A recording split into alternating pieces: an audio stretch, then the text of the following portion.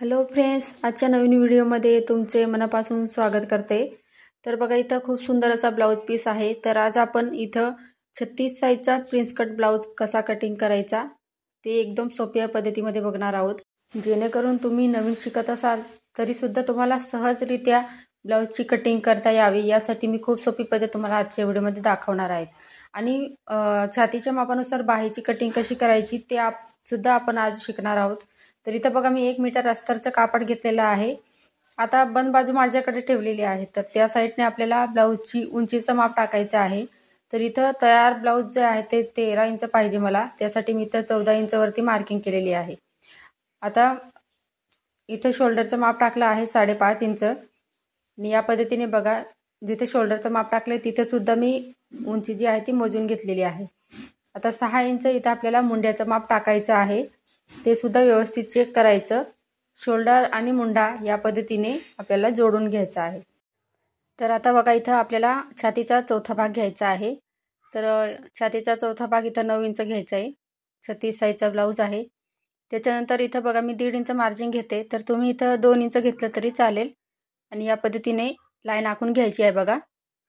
आता खालच्या साईडला सुद्धा आपल्याला कमरेच्या साईडला 10.5 इंच घ्यायचं आहे, म्हणजे छातीचा चौथा भाग आणि 1.5 इंच मार्जिन। तर जसं आहे तसं इथं मार्किंग करून घेतलं। त्याच्यानंतर मुंड्याचं माप टाकायचं आहे आपल्याला 1.5 इंचावरती या पद्धतीने, आणि पुढचा जो मुंडा आहे आपला 1 इंचावरती।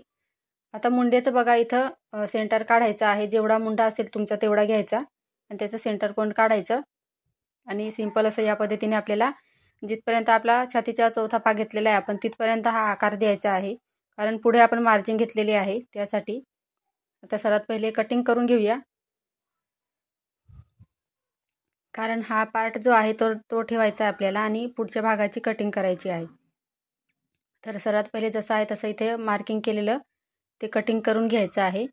तर या ब्लाउजचं तुम्हाला पेपर पॅटर्न पाहायचं असेल तर तुम्ही कमेंटमध्ये मला नक्की सांगा। तर आता बघा, इथं सर्वात पहिले आपण इथं कापड आहे ते व्यवस्थित करून घेऊया। मी इथं लांब बाही होती त्यासाठी 1 मीटर अस्तरचा वापर केलेला आहे। आता पुढचा पार्ट आपल्याला काढण्यासाठी पाठीमागचा पार्ट आहे तो ठेवायचा आहे। तर बघा, इथं या पद्धतीने तिथं मावतोय त्यासाठी मी फिरून घेते या साईडला कापडाला। तर पहा, इथं व्यवस्थितपणे मी इथं मार्किंग करून घेण्यासाठी फिरवून घेतला कापड। आता इथं बघा, पहिली स्टेप आपली जे पाठीमागचा आपण पार्ट जो आहे तो कटिंग केलेला आहे, तर तो जसा आहे तसा आखायचा आहे, कुठलीही मार्जिन ॲड न करता। सर्वात पहिली स्टेप आपली। तर इथं बघा, जसं आहे तसं इथं मार्किंग करून घेते मी। या पद्धतीने बघा, व्यवस्थित असं मार्किंग करून घ्यायचं आहे। तर बघा इथं, त्याच्यानंतर आपल्याला बघा दुसरी स्टेप आपली खाली इथं आपल्याला पुढच्या भागामध्ये 1 इंच ॲड करायचं आहे मार्जिन। तर इथं बघा, पुढचा जो पार्ट आहे तर आपण इथे 1 इंच मार्जिन ॲड करतोय, कारण आपल्या पुढच्या भागामध्ये जे टक्स घेतो आपण त्याच्यासाठी। तर सर्व साईजसाठी इथं 1 इंच एक्स्ट्राचं वाढवायचं आहे। तर या पद्धतीने आता बघा मार्किंग झाली आपली, आणि या पद्धतीने लाईन आखून घेतलेली आहे, म्हणजे आपल्याला कळेल पुढच्या भागाची मार्किंग कोणती आहे आणि पाठीमागच्या भागाची मार्किंग कोणती। आता 2.5 इंच गळा रुंदी घेतली, आणि इथं गळा बघा तुमच्या आवडीनुसार तुम्ही लहान मोठा इथं घेऊ शकता। आता सिंपल असा गोल गळा घेणार आहे, त्यासाठी मी इथं या पद्धतीने बघा आखून घेतलं। तर इथं पुढचा गळा मी 6 इंच घेतलेला आहे, आणि सिंपल असा गोल गळ्याचा शेप इथं देऊन दिलेला आहे। आता बघा, ब्लाउज पीस होतं त्याला मी फिरून घेतलं अस्तरच्या कापडला। आता शोल्डरपासून खाली आपल्याला उभा टक्सची मार्किंग करायची आहे। तर उभा टक्स इथं बघा उंचीनुसार तुम्ही लहान मोठा घेऊ शकता। मी 10.5 इंचवरती उभा टक्स घेतलेला आहे, शोल्डरपासून मोजायचा। आता बघा, आडवा टक्स इथं 4 इंच घ्यायचा। तर वरती सुद्धा 4 इंच घेतलं, म्हणून खाली घेतलं मी 4 इंच, आणि या पद्धतीने लाईन आखायची आहे। आता इथं बघा, जिथं आपण 4 इंचची मार्किंग केली तिथून 2.5 इंचावरती मार्किंग करायची आहे, आणि वरती सुद्धा 2.5 इंच घ्यायचं आहे, कारण छातीचं पोर्शन त्यांचं जास्त होतं कस्टमरचं, त्यासाठी मी इथं 2.5 इंच घेतलेलं आहे। आता फिटिंगच्या साईडने सुद्धा 2.5 इंच घ्यायचं। मुंड्याकडून आपल्याला 1 इंच घ्यायचं आहे, तर ते सर्व साईजसाठी आहे। फक्त खालचं जे माप आहे मार्जिनचं, तर ते बदलत राहतं मापानुसार, म्हणजे साईजनुसार ते बदलतं। आता ही बघा, खालची जी हे वरचं आपलं पाठीमागच्या भागाची उंची आहे, आणि पुढे फक्त आपण 1 इंच वाढवलेलं आहे। तर यासाठी बघा एवढी मार्किंग तुम्हाला समजली असेल. त्याच्यानंतर पुढची स्टेप बघा आपली इथं मुंड्याचा म्हणजे आपल्याला आकार काढायचा बाकी आहे. त्यासाठी इथं बघा व्यवस्थित मोजून या पद्धतीने बॉक्स तयार करून घेतला. आता पुढचा मुंडा आपल्याला इथं 1 इंचावरती द्यायचा आहे. तर सिंपल असा मी मुंड्याचा आकार देऊन दिला आणि पाठीमागच्या मुंड्याचा आकार इथं त्याला क्रॉस मारून दिला, म्हणजे कटिंग करताना आपल्या लक्षात राहील. आता इथं बघा जसं तुमचा हात म्हणजे आकार देण्यासाठी व्यवस्थित जसं तुम्हाला कापड फिरून आकार देता येत असेल त्या पद्धतीने व्यवस्थित आकार द्यायचा आहे. आता इथं बघा मी या पद्धतीने प्रिन्सेसचा आकार देऊन दिला. आता इथं बघा पुढच्या भागामध्ये आपल्याला फक्त इथं उंची वाढवायची आहे. त्यासाठी मी या पद्धतीने आखून घेतलेलं आहे.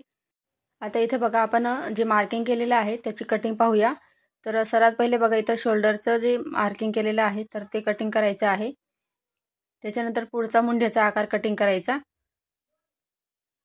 तर तुम्हाला पेपर पॅटर्न पाहायचं असेल तर कमेंट करा, आणि नाही तर मग मी इथं जसं दाखवलं आहे सेम त्याच पद्धतीने तुम्ही न्यूजपेपरवर सुद्धा इथे याची प्रॅक्टिस करू शकता.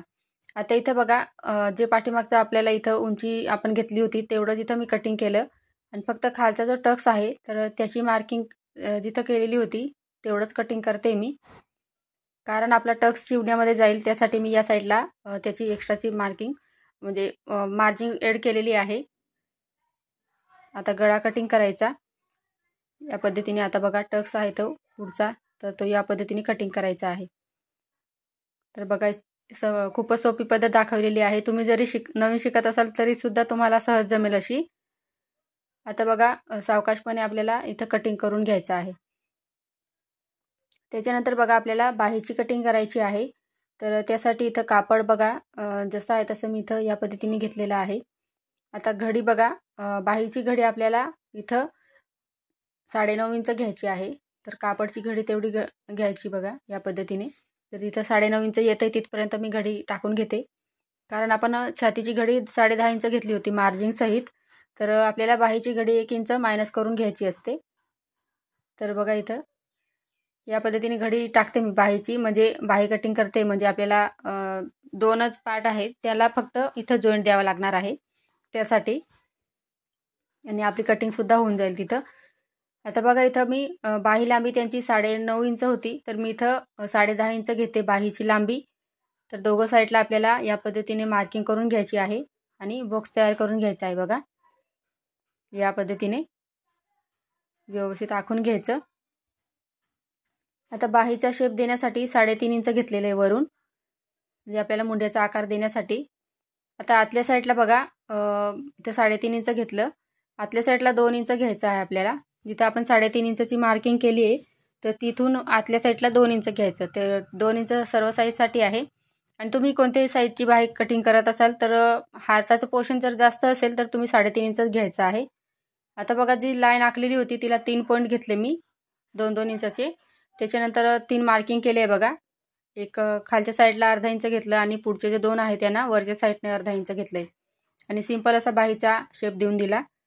आता खालच्या साईडला दंडघेरचं माप टाकायचं आहे 5.5 इंच, आणि इथं बघा मी मार्जिन घेतलेलं आहे 2 इंच, आपलं 1.5 इंच घेतलेलं आहे. तर तुम्ही ब्लाऊजमध्ये जेवढं मार्जिन घेतलं असेल तेवढं तुम्ही घ्यायचं आहे. आता कटिंग करताना बघा सर्वात पहिले जो पुढचा मुंड्याचा आकार आहे तर तो सर्वात पहिले मी कटिंग करते, कारण तिथं आपल्याला इथं जॉईंट द्यावा लागणार आहे त्यासाठी. तर बघा इथं तर तो आकार मी नंतर कटिंग करणार जेव्हा अस्तरचं तिथं जॉईंट देणार आहे तेव्हा. तर त्याआधी बघा इकडचं या पद्धतीने कटिंग करून घेतलं मी. तर एवढं समजलं असेल तुम्हाला, तर तो पार्ट आहे तो कट करून तिथं लावायचा आहे फक्त. आता इथं बघा हे ब्लाऊज पीस आहे, तर ब्लाऊज पीसवर आपण पॅटर्न ठेवून कटिंग करणार आहोत आता. तर सर्वात पहिले बघा कापडाची घडी व्यवस्थित करायची. आता इथे बाहीसाठी दिलेले होते डिझाईन, त्यासाठी मी डिझाईन इथं या पद्धतीने ठेवून घेतली बघा. आणि ब्लाऊज पीसवर सुद्धा तुम्हाला ते फुलांसारखं बघा डिझाईन दिसते छोटी छोटी, त्यासाठी पार्ट आहे ते मला त्याच पद्धतीने कटिंग करावे लागणार आहे. पुढचे पार्ट आहे ते. तर इथं बघा बाहीला सुद्धा जॉईंट द्यावा लागणार आहे, तर त्यासाठी इथं मी या पद्धतीने ठेवली बाही आणि कटिंग करून घेते. आता बंद बाजूकडून बघा जो पाठीमागचा पार्ट आहे आपल्याला तो ठेवायचा आहे. त्यासाठी कापडाची व्यवस्थित घडी घालायची तर बघू शकता इथे तुम्हाला ब्लाऊजला डिझाईन दिसत असेल तर ती वरच्या साईडने दिसते, तर त्या साईडने पाठीमागचा पार्ट ठेवायचा जेणेकरून ते डिझाईन आहे ती वरच्या साईडने दिसेल ती. तर त्यासाठी आता व्यवस्थित सर्व पार्ट कुठे ॲडजस्ट होत आहेत ते पाहून घ्यायचे, त्याच्यानंतर कटिंग करायचं आहे. तर पहा इथं जिथं ॲडजस्ट होत आहे तिथं मी ठेवते, बरोबर आहे ते. आणि त्याच्यानंतर कटिंग करून घेऊया आपण. तर बघा कापड जर छोटा राहिला तर व्यवस्थित ॲडजस्ट करावं लागतं. तर त्यासाठी तर सर्वात पहिले आपण पाठीमागचा जो पार्ट आहे तर तो इथं कटिंग करून घेऊया, म्हणजे आपल्याला जे पुढचे पार्ट आहे ते ठेवायला सोपं जाईल. तर त्याआधी बघा मी इथं पाठीमागचा पार्ट व्यवस्थित ठेवला. आता इथं कटिंग करून घेऊया. तर बघा इथे या पद्धतीने अर्धा इंचाची मार्जिन सोडून कटिंग करायचं असतं, पण इथे कापड कमी होतात त्याच्यासाठी मी जसं आहे तसं कटिंग केलं आहे बघा. आता इथे बघा पुढचे पार्ट आहे ते व्यवस्थित कापड व्यवस्थित करून घेते पहिले, त्याच्यानंतर मी इथं जसं येईल तसं शिवून देते बघा. आता इथं पाठीमागचा पार्ट इथं ॲडजस्ट केला, कारण बाहीलासुद्धा आपल्याला जॉईंट द्यायचा आहे त्यासाठी. तर या पद्धतीने ठेवलं आहे आणि कटिंग करून घेते आता. तर फ्रेंड्स, तुम्हाला आजचा व्हिडिओ कसा वाटला कमेंटमध्ये मला नक्की सांगा. चॅनलवर नवीन असाल तर चॅनलला सबस्क्राईब करायला विसरू नका, जेणेकरून नवीन व्हिडिओ सर्वात पहिले तुमच्याजवळ पोहोचेल. पुढचा व्हिडिओ कोणत्या टॉपिकवर पाहायचा आहे ते सुद्धा मला नक्की कळवा. आजचा व्हिडिओ पूर्ण पाहिल्याबद्दल तुमचे खूप खूप धन्यवाद.